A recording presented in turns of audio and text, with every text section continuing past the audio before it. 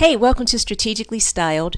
My name is Lisa. I am a school teacher, a woman over 50, and this channel is dedicated to helping you achieve your style goals. And today, to that end, we're going to be talking about the foundation of your personal style. But before we do, I will ask, as I always do, if you enjoy this video, and I mean at any point you find yourself liking the video, please like the video. Literally click the thumbs up. It really does help my channel and I really do appreciate it. Click the subscribe button and join our community, and click the notification bell so you will be notified when new content is uploaded. So let's go. Finding your personal style. What is the foundation? The foundation for finding your personal style is, drumroll, seeing yourself as worthy. If you saw my previous video, which is a condensed version of the various steps to finding your personal style, you will see that I talked about that, but what I am doing is I am breaking down the individual components and doing a video for each one. First, though, let me show you my OOTD. If you have watched this channel for any length of time, chances are you have seen this green and white shirt dress, and if you continue to watch it, you're going to see it again because it's really one of my favorite. So this green and white shirt dress I've had for some time, and I am pairing it with these dark brown sandals that I got in an estate sale. I like the movement of the dress, the pockets. I have this denim jacket from JCPenney, and by way of details, these earrings are from South Africa. They were a gift from the bestie. They are handmade, and she went there several years ago and she brought these back for me. On my denim jacket, you will see that I have a silk poppy, and that is because I recently chaperoned a trip to Washington, D.C., where we visited Arlington Cemetery, and this is one of the things that they give you when you go there in remembrance of our World War II veterans. And I will show you this inexpensive Liz Claiborne bracelet that I got from JCPenney last month. So that is the complete OOTD. So finding your personal style and seeing yourself as worthy. A few years back on social media, there was almost a worthiness movement where everyone was talking about seeing yourself as worthy, to the extent where it almost has become cliche. However, cliche or not, the truth is the truth. And when you do not see yourself as worthy, it really can be a hindrance to fully developing and embracing your personal style. If you do not see yourself as worthy of occupying the same amount of space as anyone else walking on the planet, or if you see yourself as less than others. So let's get into that. There are people who have great personal style externally, but on the inside, they do not see themselves as worthy. They see themselves as less than. They see themselves as not good enough. They see themselves as worthless. And conversely, there are people who have a very positive and healthy estimation of themselves. However, they just have no interest in fashion, in style, externally, and that is okay. So what I am not saying is that if you don't care about fashion, that you have low self-esteem. However, for a number of people, if you do not see yourself as worthy, it can be a stumbling block to really achieving the kind of style that you genuinely wish to have. So what does this have to do with fashion and style? First, let me define what I mean when I say seeing yourself as worthy. What I mean is when you see yourself as worthy, it is you have invested the time to get to know yourself, to find out your priorities, your values, what matters to you, that you unashamedly support those things that matter to you and cultivate those things in your life. You see yourself as worthy of respect, worthy of kindness. You see yourself as having dignity, being worthy of comfort, and that you are worthy of being seen and heard, and that you do not have to hide and cower in a corner somewhere because someone else may not like what you're doing or what you have to say. So you may not see yourself as worthy if you are engaging in some of these following behaviors. Number one, you can't take a compliment. And if anyone compliments you, particularly about your appearance, you feel the need to diminish it, to explain or justify or somehow diminish what is being said about you as if it's some wild anomaly that you look good, you smell nice, your hair looks nice, you have a nice handbag or whatever. Next, that you don't wear the things you really want to wear because you are terrified, or at least very afraid or concerned that other people won't like it and won't approve, and somehow accommodating other people is more important than accommodating yourself. Now, I'm not talking about if you have a job that you need to pay your rent that has a uniform or a dress code and you really want to show up in your comfy pajamas, and I'm not talking about that. But I'm talking about in your civilian life where you get to choose whatever you want to wear. You are not choosing whatever you want to wear because somebody else may not like it. You may be struggling to see yourself as worthy if you are willing and prepared to go places you don't want to go and do things you do not want to do, especially on a regular basis, even if they are extremely inconvenient, but yet you can never find the time or resources to do the things you really do want to do or go places you really do want to go. Then that might be a way that you may not see yourself as worthy of the same time and care that you are willing to extend to other people. You may not see yourself as worthy if you are gracious enough to excuse other people when they have a bad day or they don't get it right or they're struggling in some way, but you really are extremely critical of yourself, particularly of your appearance and your choices, even if you have an off day with your hair or whatever, your skin is blotchy one day, that for you it is the end of the world. You may be not seeing yourself as worthy if you do not talk to yourself with kindness, with respect, as if you are worthy of dignity, if you're constantly criticizing yourself, if you're constantly putting yourself down, if you're constantly saying things about, oh, I'm so stupid, or I'll never get this, or whatever. These are some of the behaviors that are indicative of someone who may not see themselves as worthy. And there's a number of reasons why these mindsets may have taken hold, and sometimes, unfortunately, it is because something somebody said or did is still impacting us, even if you are in your 70s or 80s and the thing that was said happened when you were 7 or 8, but it has always stayed with you. So here's the thing. Do not allow other people's underestimation of you to impact your actual value of how you see yourself.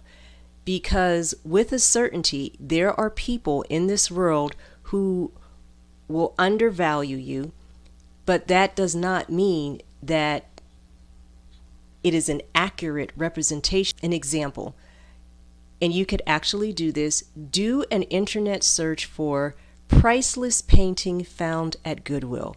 And what you will find is that for a number of years, and apparently on a regular basis, people are going into their Goodwill stores and finding priceless paintings that are worth millions upon millions of dollars that somebody has rejected, somebody has discarded, somebody took it down to the Goodwill, took it to the yard sale, took it to the dumpster, and looked at this painting and rejected it and said, this is ugly, this is worthless, I don't want this, this is no good, and they just left it.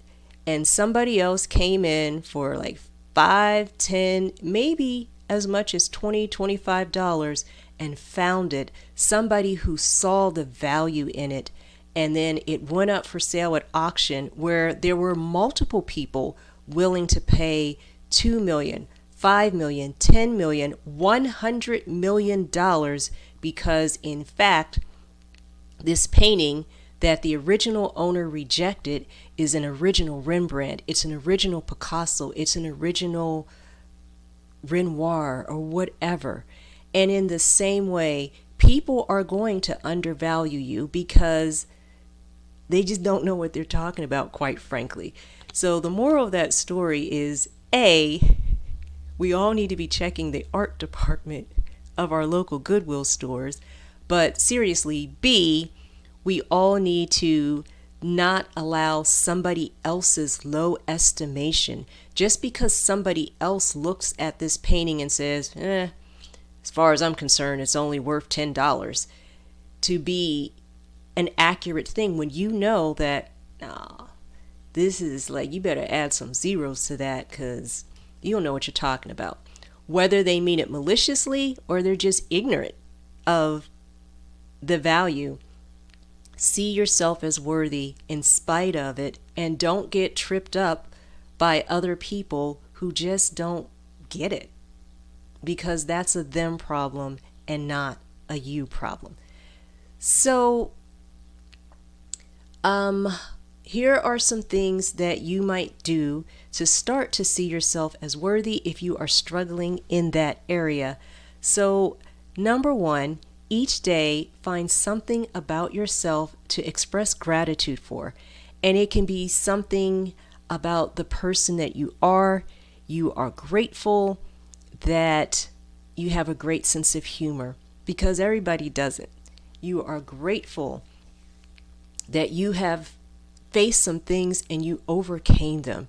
You are grateful to be alive, because certainly that's not everyone's testimony.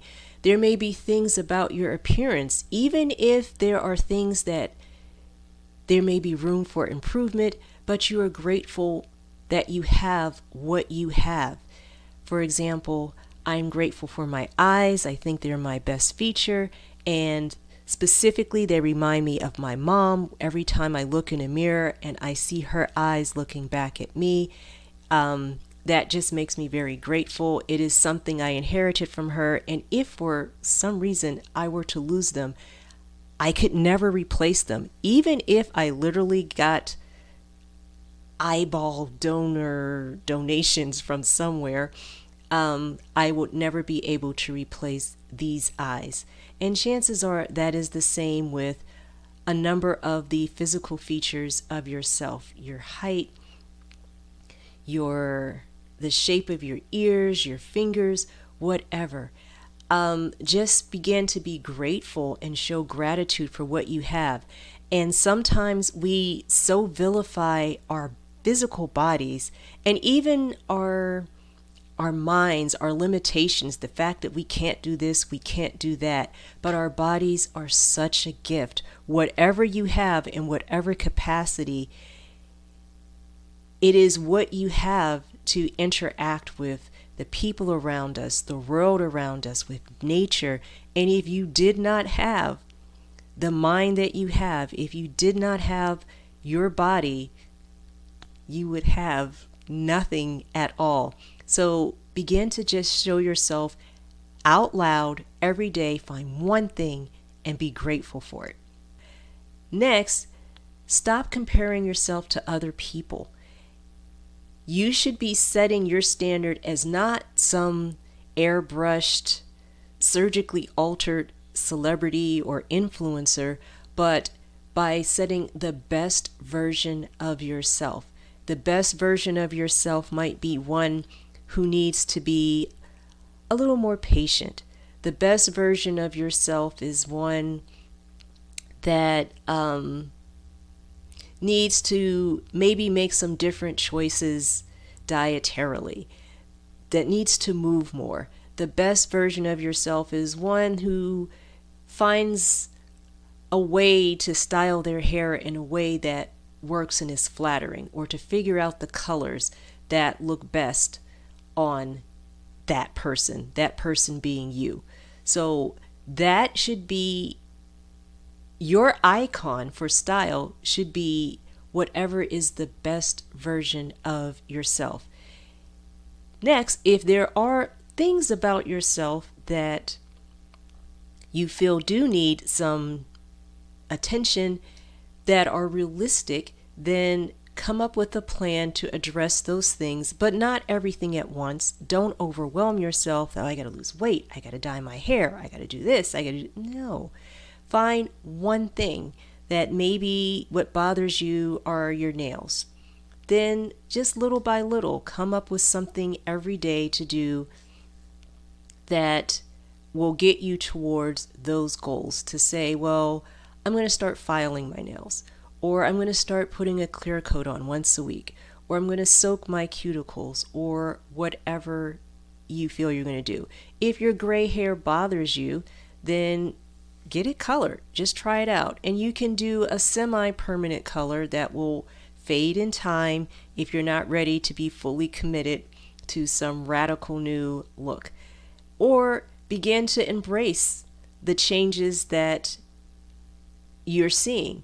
If you're a different size than you used to be, or your hair is different, or you have a scar where once you didn't, those kinds of things, just begin to accept and embrace that part of you, because it is in fact a part of you, and just roll with it. Another thing is, you are cultivating this mindset of seeing yourself as worthy, is to be kind to yourself, and every day take at least 5 minutes to do something for yourself.